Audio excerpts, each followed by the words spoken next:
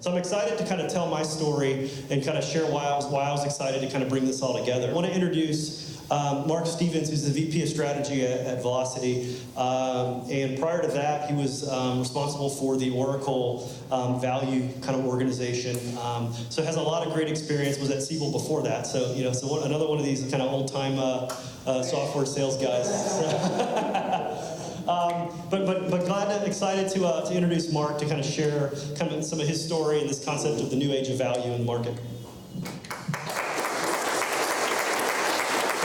Thank you. Right there, okay. Yeah. Well, good evening, everyone.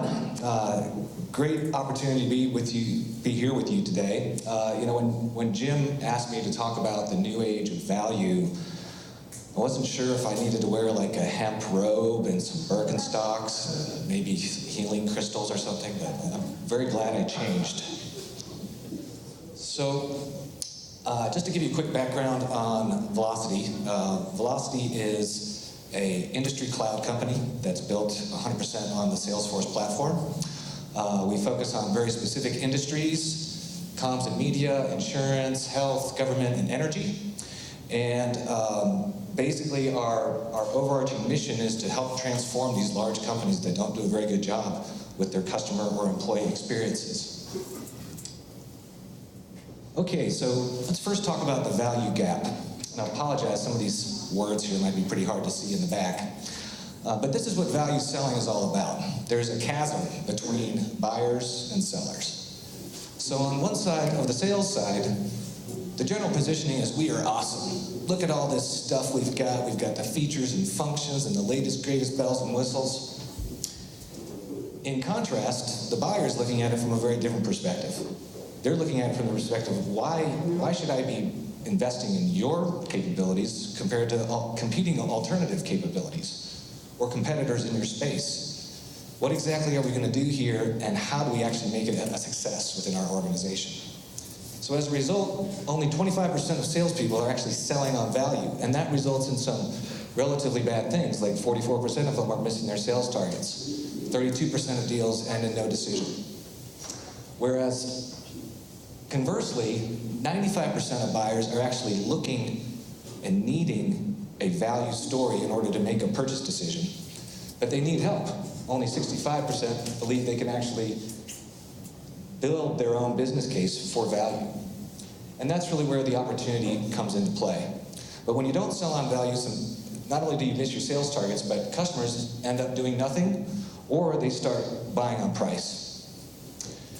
So again, you probably can't see all of this, but this is just a typical selling cycle. Assess the problem, and this is from a customer's perspective. Assess the problem, define the strategy, initiate a project, start evaluating solutions, and then negotiate and sign contracts.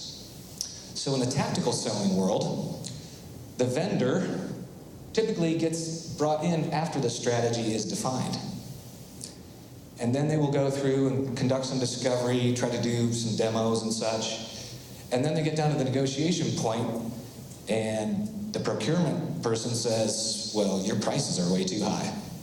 Whoa, let us do a business case. We can help you out with a business case. Sorry, we have our own business case, and I'm not going to show it to you. I'm just going to tell you your prices are too high. So then you drop your price, you discount. See some nods in the room here. Some folks have experienced that. So let's contrast that with a more strategic, value-based selling approach. Here, the engagement starts at the very beginning to help frame the problem, frame the opportunity for the customer, help shape the overall strategy. So there was a study conducted by Forrester that said that 74% of deals are won by the vendor who can help shape the strategy.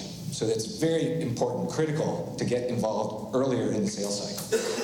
So then, not just the business case or the opportunity, but start talking about value now, at the very earliest stages of your relationship with your prospect.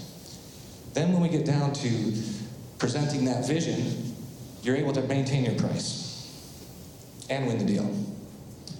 So effective value selling does a number of things. It helps you elevate the conversation, move from more of an RFP responsive mode to one that is aligned with senior business goals and objectives, increase deal size, by understanding the customer's overarching needs and being able to position a broader portfolio of your solutions. Accelerate the deal by aligning what the customer is looking for, what the business leaders are looking for with your solutions, and a clear roadmap of how to achieve maximum value and impact.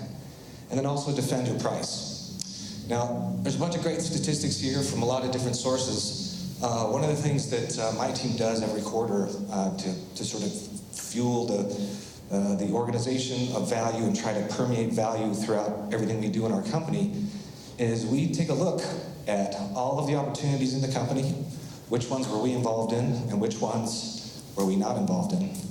And we see these kind of figures: a 2x increase in close rate, 30% reduction in sales cycle time. So this stuff works. Earlier, before I got on, someone, rudely called me old, but I guess I am. Just kidding. I did spend some time at Oracle, leading the value selling team there. And I also spent some time at Siebel. And back at Siebel, I was originally hired to build a new strategy consulting practice focused on go-to-market strategy, where we would help our clients understand how to go to market with marketing, sales, service processes. So we hired a bunch of smart people from places like McKinsey and Bain and Booz Allen and embarked upon that as a business strategy. At the same time, we started to take those smart people and put them on the largest deals in the company. So rather than try to become a $5-10 million consulting business, we were looking at $200 million of pipeline. And how could we influence that? And we like to think that that's sort of the dawn of value selling as we know it today. But I'm sure value selling was happening with the cavemen. The difference is that there are new tools and capabilities and methods and processes. And it's quite a lot different from our days at Siebel from where we are today. So back then, there were very long deal cycles. We were brought in to close the deal, help close the deal. We would only be working on the top echelon of deals, and we would be putting forth these smart management consultant types to engage with senior executives, understand the issues and challenges, lay out a set of recommendations, and lay out an overall roadmap and value case. And oftentimes, though, the predominant buyer was still the CIO. So today, deal cycles are much quicker. And it's not just about closing the deal. Again, it's about shaping the initial messaging, closing the deal, but then also measuring success. So that means you can't just have a tool that's helping you build a business case. You've got to be thinking about capabilities that allow you to provide early stage tools, value positioning, measurement frameworks, and persistence throughout the entire customer lifecycle. In addition, it's not just about the top deals. It's important to be infusing value in every customer interaction, in every deal, at every stage of the customer life cycle. And you can't necessarily do that just with humans. You need technology, you need automation, you need the ability to scale that capability. Particularly if you're not an Oracle or what was once a Siebel, in order to effectively embed value selling in your organization with not as much resource. It's also important that we apply more of a tiered model. So you might have a couple management consultant types, you may have some more junior business case developers, but you absolutely need that platform based in the cloud to permeate value for all opportunities. So that's what I was hoping to share with you all today. Thank you all very much for coming. I'll be sticking around for some bourbon after the program, so I look forward to chatting with you.